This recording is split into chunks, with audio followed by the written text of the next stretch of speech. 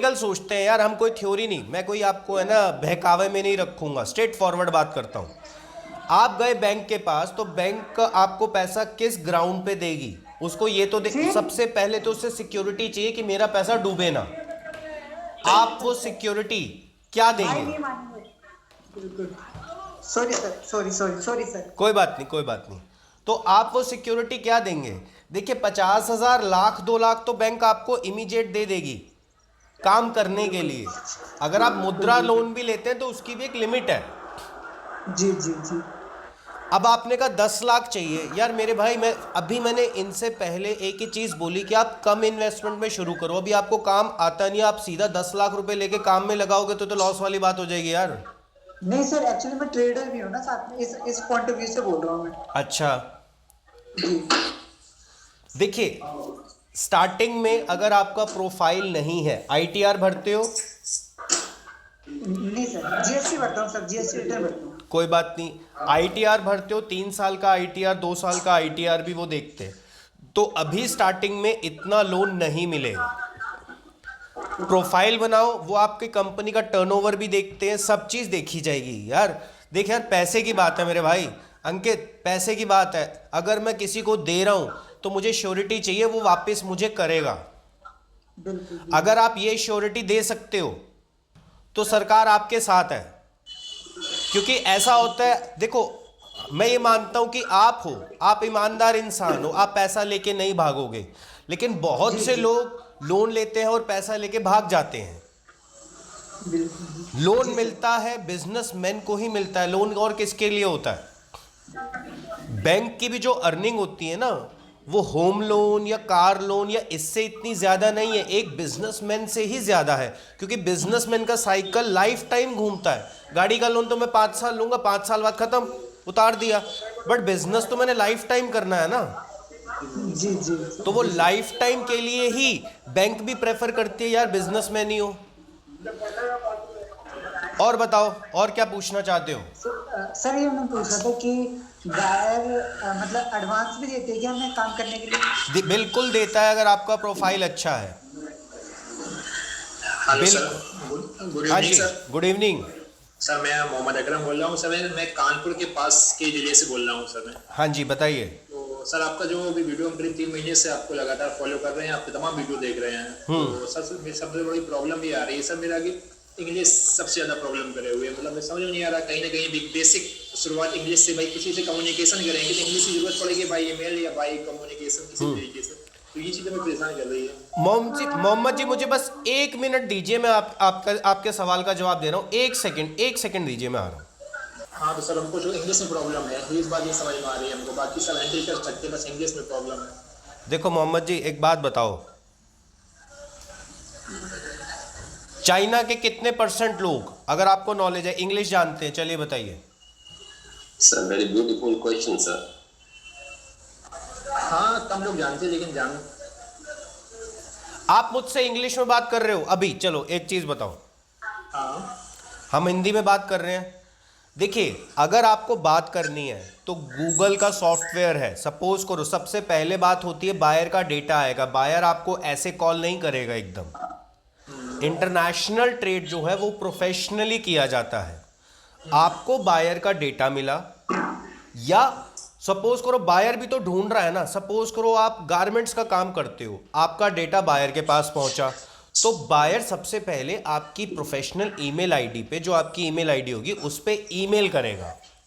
अब मैं कहता हूं उसने ईमेल भी जो किया वो इंग्लिश में किया, मुझे वो भी इंग्लिश नहीं आती। हम मान के चलते हैं यार, सारी चीजें कंडीशन ले लो, मुझे कुछ नहीं आता।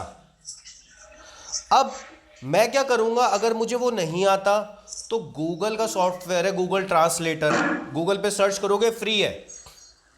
गूगल डॉक्यूमेंट्स पे चले जाओ, उस ईमेल को कॉपी करो, पेस्ट करो, वहां पे ऑप्शन होगी ट्रांसलेशन की, जिस लैंग्वेज में करना चाहते हो ट्रांसलेट कर लो। सर फिलहाल तो ऐसा करते हैं हम, कोई प्रॉब्लम होती है उसको ट्रांसलेट कर लेते हैं, उसको पेस्ट करते हैं, उसके बाद उसको ट्रांसलेट कर देते हैं, तो क्लियर हो जाता है क्या बंदा बोल रहा है। ठीक है, तो वर्ल्ड में बिजनेस ही ऐसे चलता है। एक बात बताओ, अगर मुझे इंग्लिश नहीं आती, मुझे जापान से डील करनी है तो मैं जापानीज भी सीखूं।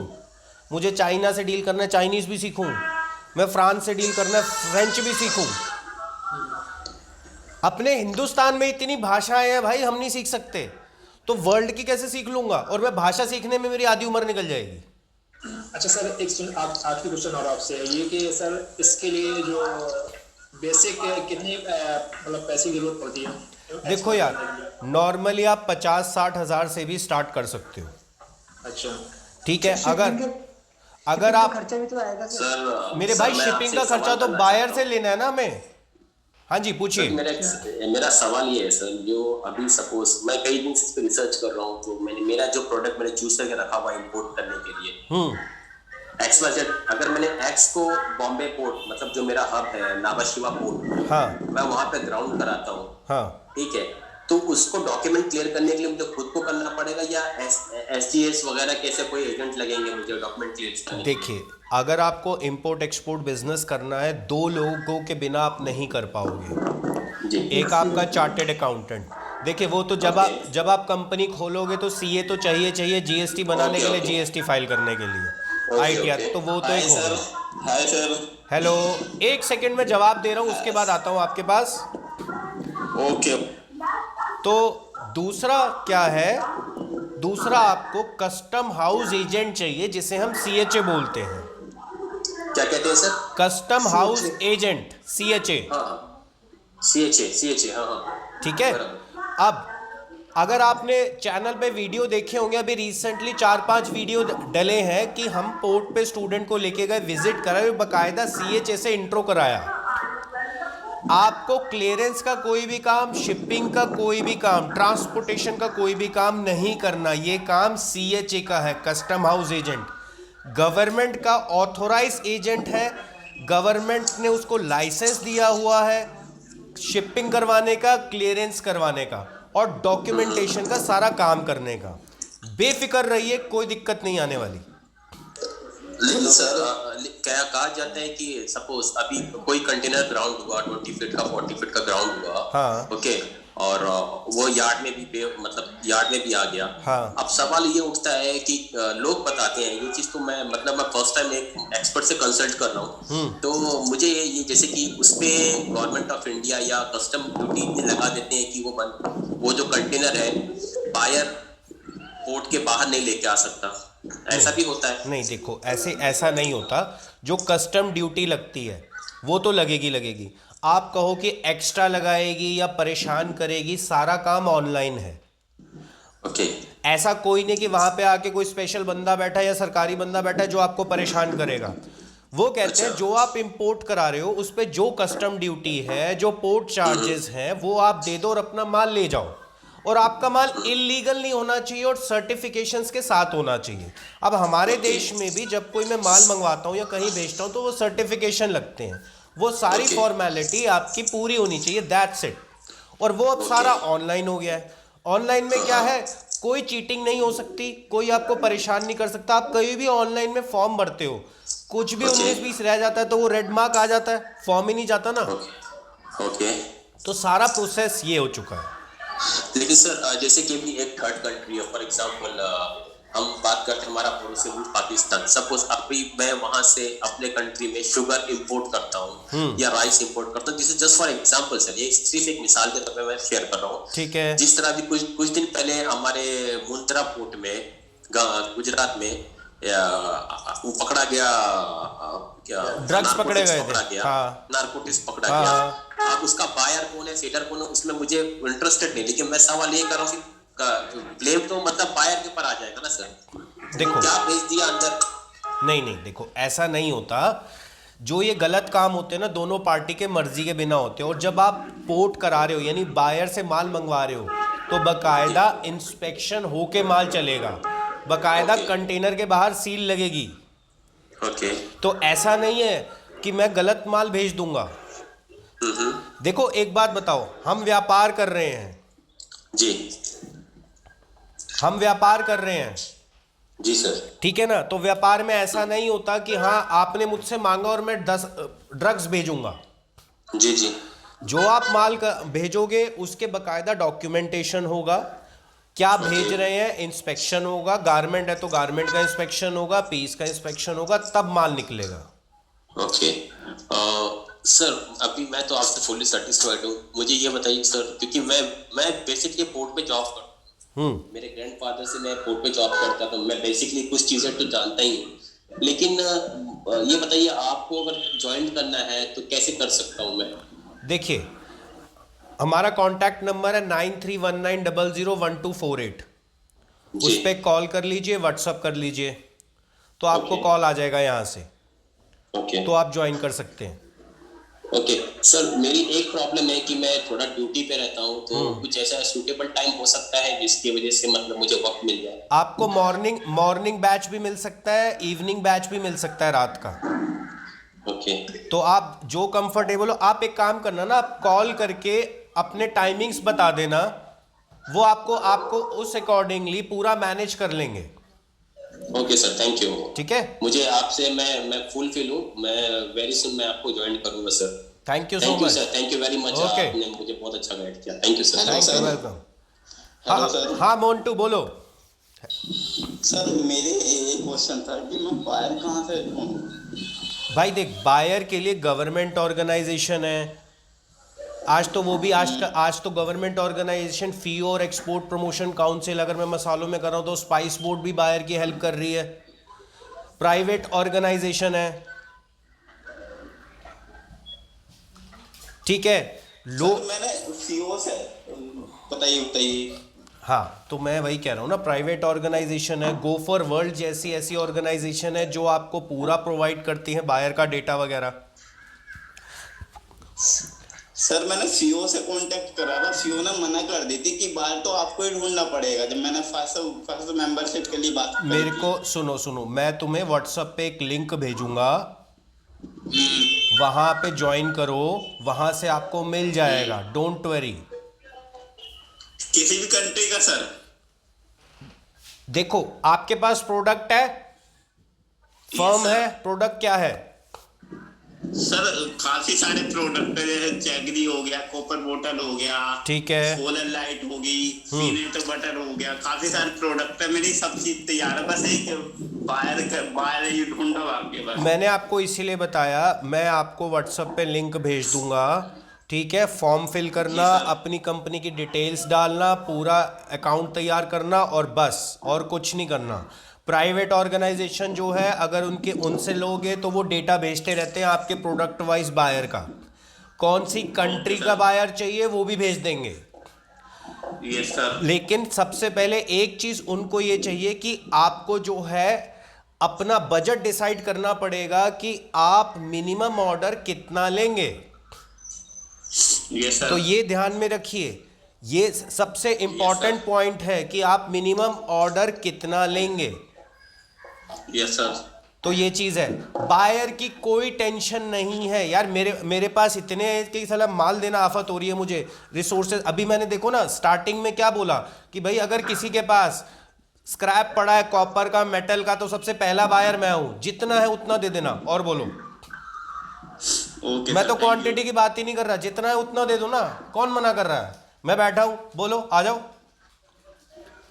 हाँ जी, एक यूनिक बिजनेस आइडियाज, आपका नाम? आपने हाथ खड़ा किया, कुछ पूछना चाहते हैं, पूछिए।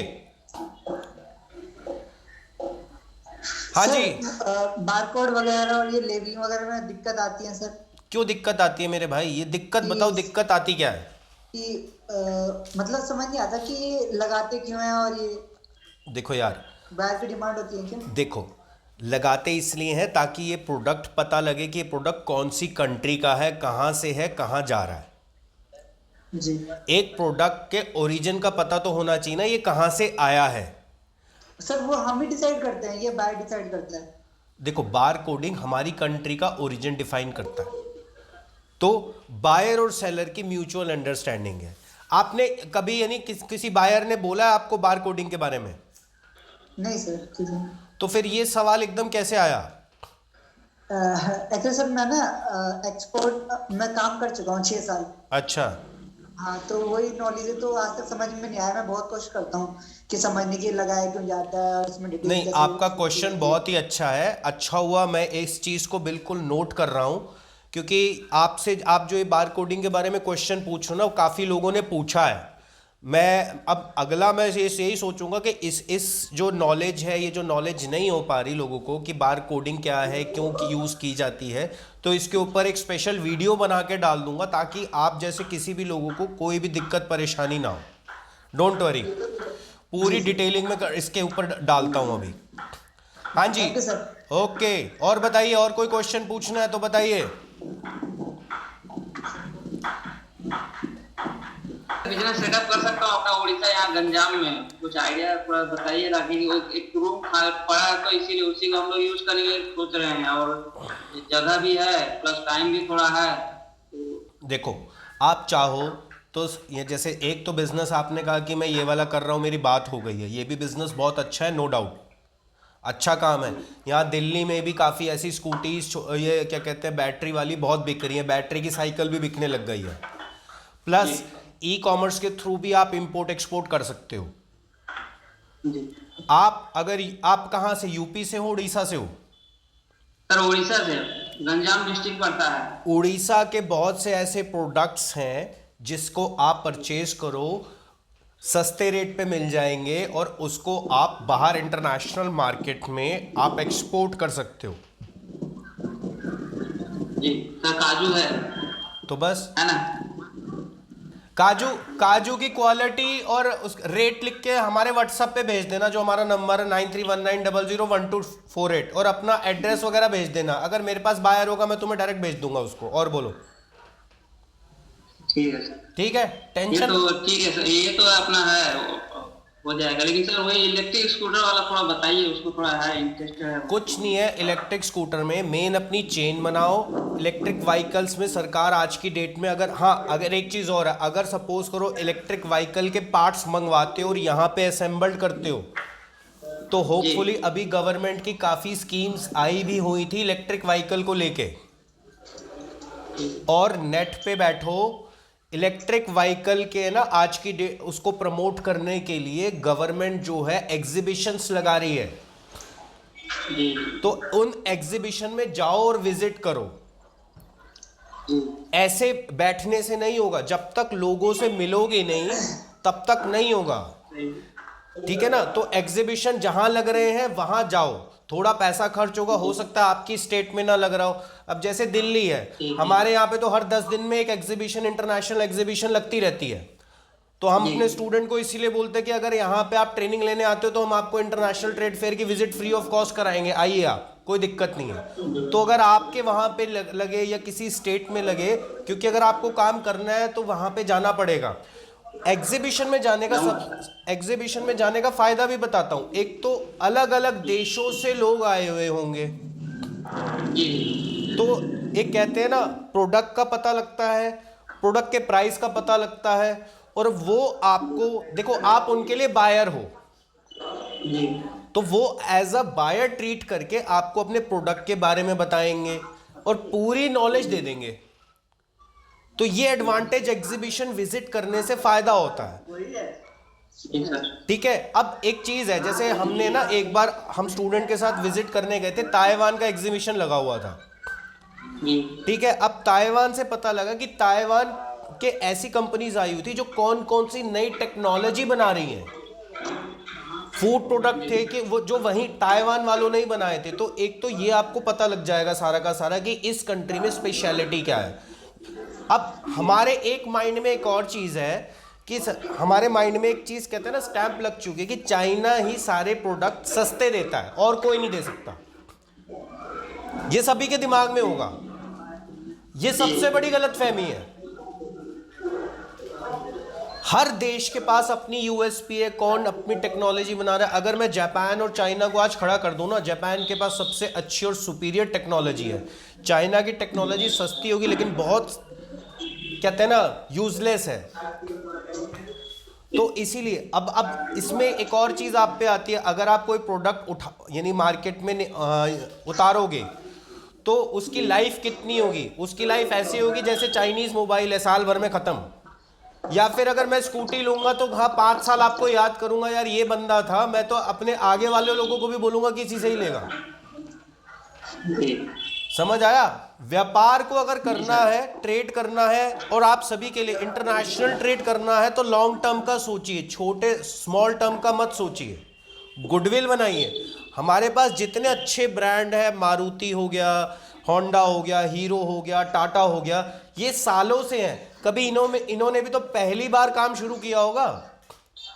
तो गुडविल पे फोकस करिए, लॉन्ग टर्म में फोकस करिए, अच्छी क्वालिटी दीजिए कस्टमर को, कस्टमर कहीं नहीं जाने वाला।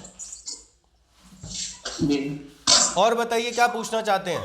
सर मैं ये पूछ रहा था कि हेलो हेलो सर, हाँ। मैं ये पूछ रहा था कि मैंने एडमिशन लिया है ना आपके बैच में, तो 5 दिन में वो सारी नॉलेज गेन हो जाएगी जो 5 डेज में? क्यों नहीं हो जाएगी? चलो ये बताओ। सर मैं ये सोच रहा हूँ कि देखो सर, मैं मिडिल क्लास से हूँ ना सर, हाँ। तो मैं चाहता हूँ मैंने इतने पैसे लगाए हैं कि वेस्ट ना जाए बस सर। मेरे भाई मैं क्या लगाऊं? एक बात बता, अगर तुम्हारे पैसे वेस्ट जाने होते तो मैं एडमिशन क्यों लेता? बिल्कुल बिल्कुल सर। देख यार, विश्वास कर, सीधी सी बात बताऊं, ट्रस्ट कर। अभी तक जितने भी क्वेश्चन आंसर हुए हैं, तुम्हें क्या लगा मैंने तुम्हें कोई गलत गाइडेंस दी? नहीं सर, नहीं सर। फिर ट्रस्ट कर। 5 दिन के अंदर मैं गारंटी देता हूं, अपने आप में चेंज देखना, और ये देखना कि सबसे पहले ये देखना जरूरी है कि क्या ये काम मैं कर सकता हूं या नहीं कर सकता। 5 दिन में सबसे पहले तो तुम्हें ये पता लग जाएगा, और ये मेरी गारंटी है कि तुम काम करोगे अगर काम करने की इच्छा रखते हो तो। जी सर, जी सर, जब तो एडमिशन लिया है मैं। बस टेंशन फ्री हो जाओ। हाँ जी, और बताओ। हाँ सर, मेरा एक क्वेश्चन है आपसे। Hello sir. हाँ जी, हाँ जी सर मैं ये पूछ रहा था। मोंटू, एक सेकंड। हाँ बोलो। Okay okay. हेलो सर, मेरा एक क्वेश्चन है आपसे कि सर जैसे वो घरेलू आइटम होता है, खाने पीने की चीजें, वो एक्सपोर्ट कर सकते हैं क्या? बिल्कुल कर सकते हो। घर से पापड़ बना सकते हो, घर से अचार बना सकते हो। एग्जाम्पल जैसे एक खस्ता बिस्कुट आता है, खस्ता नाम से घरेलू हाँ। बनता है, उसको जैसे मेरा एक माइंड में चल रहा है, खस्ता हो गया, इस तरीके के और कोई स्वीट चीज है, उसको एक्सपोर्ट कर सकते हैं? बिल्कुल कर सकते हो। कहीं से शोर आ रहा है, पीछे म्यूट कर दिया करो अगर जहां से शोर आ रहा है। देखो।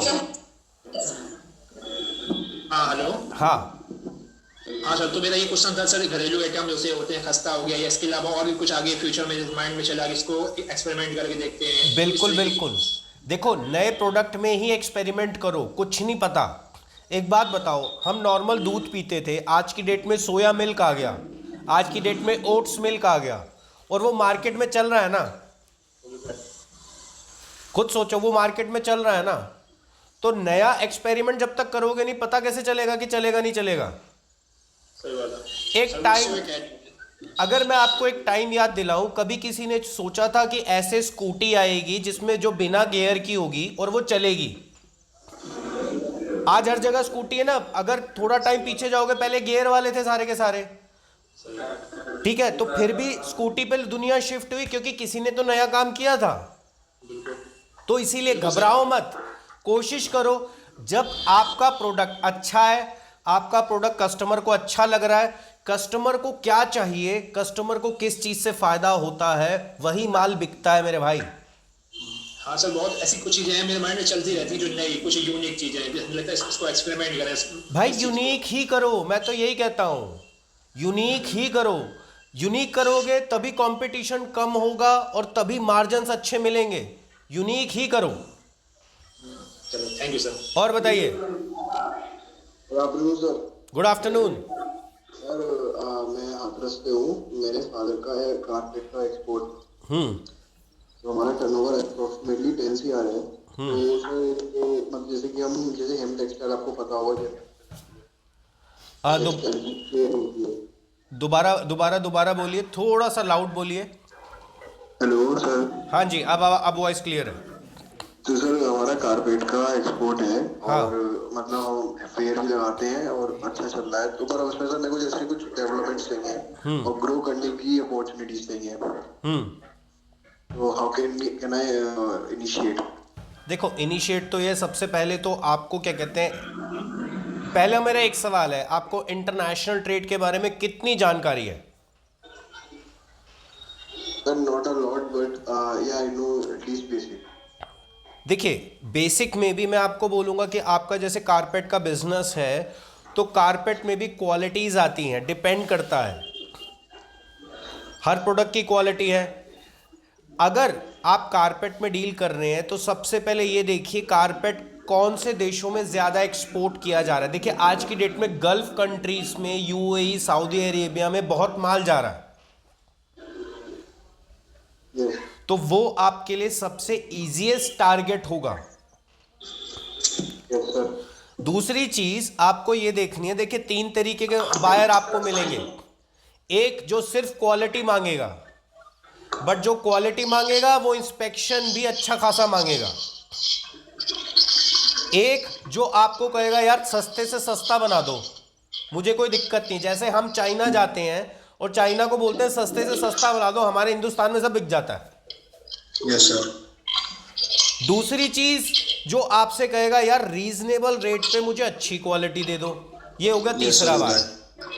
तो आपको पहले ये डिसाइड करना है क्या ये तीनों पैटर्न आपके पास हैं, या आपके पास आप किस तरीके का पैटर्न बनाते हैं। कई बार क्या होता है, देखो मैं बना ही वही चीज रहा हूं कि मैं सस्ता ही माल बना रहा हूं क्योंकि मेरी मार्केट में वही लोग हैं जो यानी प्राइस कॉन्शियस लोग हैं जी।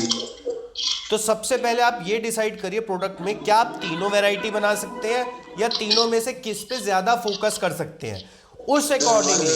यस सर, हमारा रीजनेबल भी रहता है और quality approximately more than average रहती है।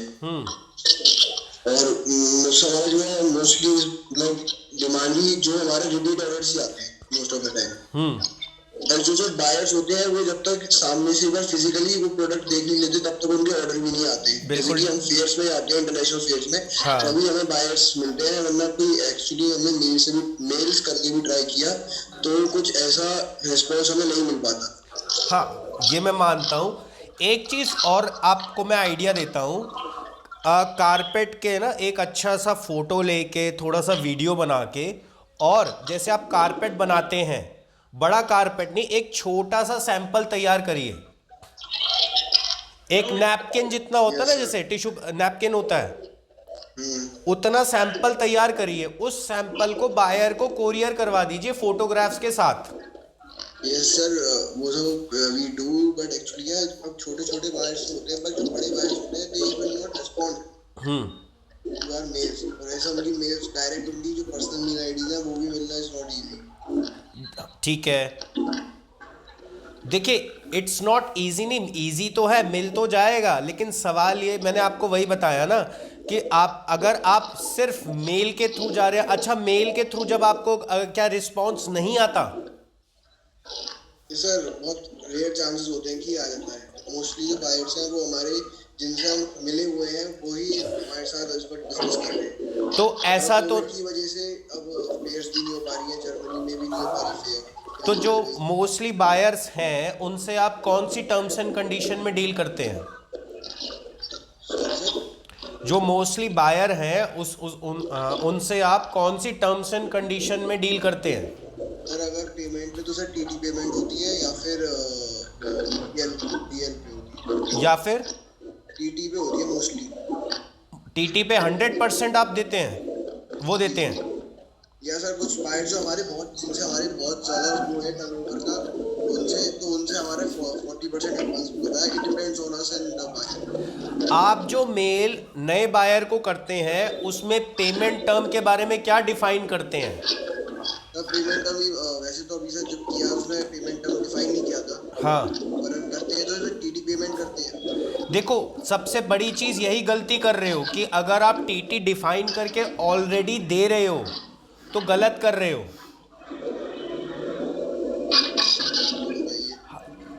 आप पहले तो इस तरीके से मेल का पैटर्न बनाइए कि उस जो मेल भेजनी है उसमें अपने प्रोडक्ट, अपनी कंपनी के बारे में बताइए, और उसके बाद एक लुक्रेटिव ऑफर उसको दीजिए कि बेस्ट ऑफर या बेस्ट क्वालिटी मेरे प्रोडक्ट की यूएसपी क्या है। हम पेमेंट टर्म की बात सेकेंडरी टर्म होती है, और अगर पेमेंट टर्म में देना भी है तो अभी टीटी मत दीजिए, पेमेंट टर्म में कहूँगा एलसी दीजिए, क्योंकि एलसी में जो बायर है वो बहुत कंफर्टेबल है। एडवांस पेमेंट में नया बायर कंफर्टेबल कई बार नहीं हो पाता, तो प्रॉब्लम यहाँ पे जनरेट हो सकती है। कई बार क्या होता है, हम जो ईमेल कर रहे हैं उसका फॉर्मेट ही गलत बन जाता है। हम ये सोचते हैं कि हमने सही किया, लेकिन बायर के पास जब वो ईमेल पहुंचता है तो वो इंप्रेशन थोड़ा नेगेटिव छोड़ता है। एक बात बताइए, कोई नया बंदा, बाहर का बंदा अगर माल लेने आएगा, या आपने किसी, सपोज कीजिए आपने कोई प्रोडक्ट इंपोर्ट कराना है, तो आप एक ईमेल के थ्रू किसी को एडवांस पेमेंट दे देंगे? नहीं सर, नहीं। तो ये देखिए, अभी आपने बोला नहीं, इसका मतलब यही चीज तो बायर के माइंड में आई होगी। Yes sir. तो यही चीजें भाई, छोटी छोटी चीजें ही, बारीकियां सीखनी है, और इसी से ही बायर जनरेट होते हैं, और तभी बायर क्रैक होते हैं। हम कहते हैं ना, first impression is last impression. Yes sir. यही है, इसीलिए इसमें काम प्रोफेशनली करिए। और पूछिए, क्या पूछना चाहते हैं? सर और इसमें जो हेलो सर, एक सेकंड। हाँ बोलो। सर क्या इसमें बायर्स ढूंढने के लिए और कोई भी है आपके पास, जैसे टेक्सटाइल इंडस्ट्री का? देखिए, गवर्नमेंट ऑर्गेनाइजेशंस होती हैं, प्राइवेट ऑर्गेनाइजेशन होती हैं, लेकिन सबसे पहले आपको प्रोफाइल है, तैयार करिए, तभी वहाँ रजिस्ट्रेशन कराइए। सर सॉरी, आपका जो प्रोफाइल है प्रोफेशनली तैयार करिए और फिर रजिस्ट्रेशन कराइए, क्योंकि वहाँ पे क्या है, अगर कोई बायर छूटेगा तो वो वापस नहीं आएगा। इंटरनेशनल ट्रेड में इसीलिए कहते हैं छोटी छोटी बारीकियां ध्यान में रखनी है, प्रोफेशनली अपना प्रोफाइल तैयार करना है और उससे प्रोफेशनली ही डील करनी है। यस सर, हमारी सब वेबसाइट भी रेडी है, वेबसाइट भी ऑलरेडी वर्किंग है। हमने सर बहुत सारे, मतलब मोर देन हम 25 बायर्स से ऑलरेडी बिजनेस कर चुके हैं, more than last 3 approximately 10 year का है। पर इसको ग्रो करने के लिए और मतलब कोई अपॉर्चुनिटीज देखिए, और कहाँ तक, और एक चीज और सजेशन मैं आपको दूंगा, ई कॉमर्स से भी आप अपना प्रोडक्ट एक्सपोर्ट कर सकते हैं। सर बहुत शोर हो रहा है पीछे से, शोर बहुत हो रहा है सर। एक सेकंड,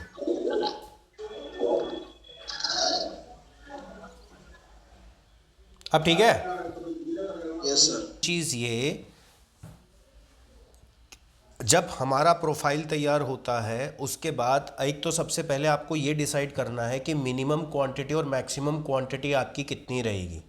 कुछ बेसिक स्टेप मैं बता देता हूँ। जब भी आप बायर को मेल करते हैं या जब भी बायर से बात होती है, बायर को फाइंड आउट करने जाते हैं, पहली चीज़ हमारी एक गलती होती है, हम पहली मेल में बायर से एडवांस मांगना शुरू कर देते हैं।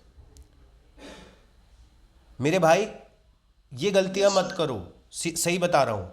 आप पहले बायर को प्रोडक्ट दिखाओ, बायर को इम्प्रेस करो, बायर को इन्फ्लुएंस करो कि वो खुद आपको एडवांस आके दे। आने तो दो उसको। अगर वो एडवांस नहीं भी देता, एलसी में काम करता है, तो भी हमें क्या दिक्कत है? हमें तो मेन पेमेंट सेफ चाहिए ना। तो पहली चीज ये। दूसरी, हर ईमेल का अपना एक फॉर्मेट होता है हर प्रोडक्ट के लिए, बायर को टारगेट करने के लिए। ईमेल में अगर बहुत से लोग क्या करते हैं, सीधा कि सर हम इस चीज के सेलर हैं, XYZ इतनी क्वांटिटी आपको दे देंगे, एक बार ट्राई तो करो। यानी लिखते ऐसे कि एक बार ट्राई तो करो। भाई मैं क्या क्या, क्या यानी बर्फ का गोला खिला रहा हूं क्या मैं किसी को? भाई एक बार ट्राई कर ले, अगर अच्छा लगा तो ले लियो। ये फूड प्रोडक्ट में होता है। जी सर। मेल किस तरीके से ड्राफ्ट तैयार किया जाता है? सबसे पहले ये होता है कि यार देखो, मेरी एक ये एग्जिस्टिंग फर्म है, उस कंपनी का मैं डायरेक्टर हूँ, मैनेजर हूँ, जो भी हूँ। अपना नाम लिखिए, उसके बाद अपनी कंपनी के बारे में लिखिए। बहुत से लोग हैं ना अपने बारे में लिख देते हैं। आपकी जो आपको मेल ड्राफ्ट करना है वो कंपनी के बारे में लिखना है। मेरी कंपनी इसमें डील करती है, इतनी वैरायटीज़ में डील करती है, और मेरी कंपनी की ये खासियत है, इतने टाइम से हम डील कर रहे हैं, इंडिया में यहाँ पे माल जा रहा है, ये देखिए सैंपल है, अगर आपको सैंपल चाहिए हम फ्री सैंपल भी आपको अवेलेबल करा देंगे अट्रैक्ट करने के लिए कि भाई ट्रस्ट कर तू हम पे। अगर आपको इंस्पेक्शन चाहिए हम इंस्पेक्शन भी देंगे। अगर आपको अपने अकॉर्डिंगली माल बनवाना है, आप हमें डिज़ाइन दे दो, हम वो भी करेंगे। यानी A to Z अपनी कंपनी का इतना अच्छा एक बैकग्राउंड तैयार करो कि हाँ बायर गए, हाँ यार मैं एक प्रोफेशनल कंपनी के साथ डील कर रहा हूँ, तो कल को मैं इसको ऑर्डर दूंगा तो मेरे टेंशन फ्री हो जाऊँ। अगर मैं पहले ही, अभी प्रोडक्ट की बात नहीं हुई, अभी ऑर्डर की बात नहीं हुई, मैं पहले ही एडवांस मांगने लग गया, सर हमारी कंपनी तो एडवांस में काम करती है, सच बात कहूँ मेरे भाई, अगर मेरे पास भी ऐसी मेल आएगी ना तो मैं यही देख के ना आधा तो वैसे ही रिजेक्ट कर दूंगा। Yes sir. मुझे प्रोडक्ट चाहिए, मुझे कंपनी चाहिए, मुझे तो यानी जो कंपनी में लोग काम करते हैं उनका नेचर कैसा है वो चाहिए कि हाँ वो उन्होंने कंपनी को कितने टर्नओवर पे लेके गए। अगर नई कंपनी भी है तो भी कोई बात नहीं भैया, कोई फर्क नहीं पड़ता उससे। तो इस तरीके से तैयार करके मेल भेजिए, डेफिनेटली आएगा, डोंट वरी, घबराइए मत। यही गलतियां होती है ना, मैं वही बता रहा हूं, अगर मेरे पास भी आएगा मैं भी रिजेक्ट कर दूंगा।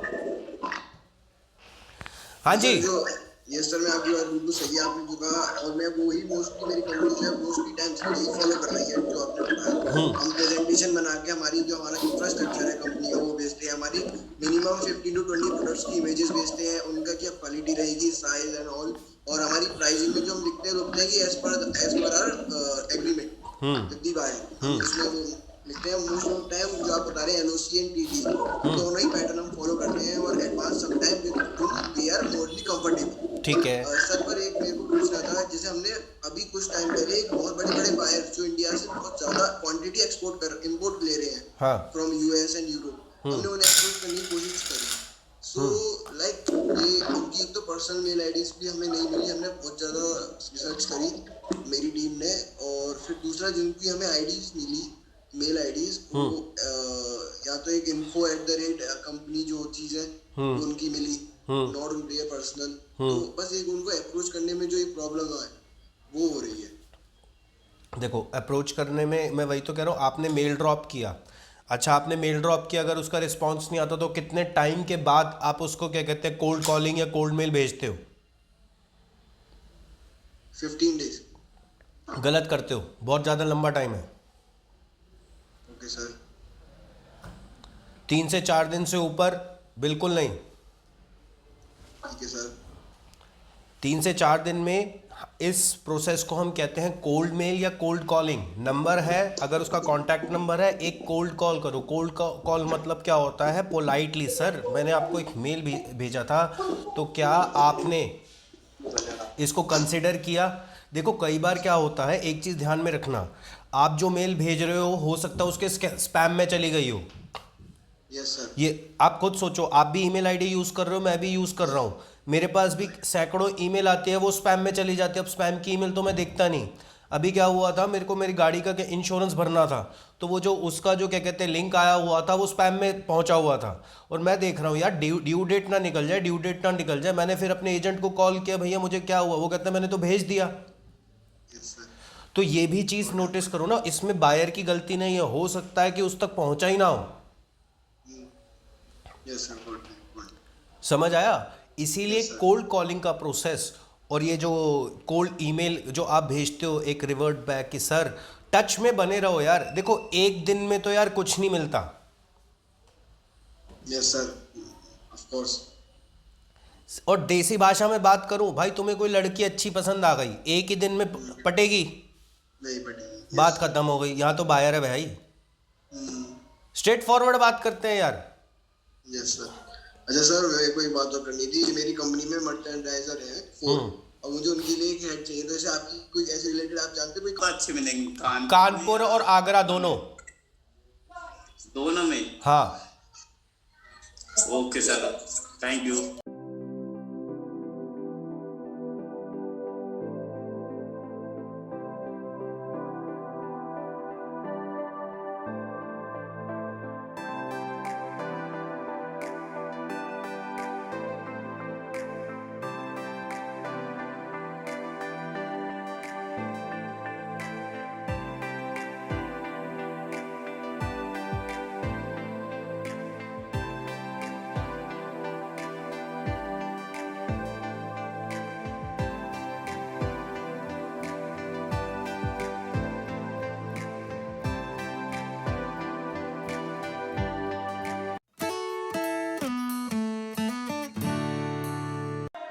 Fearless.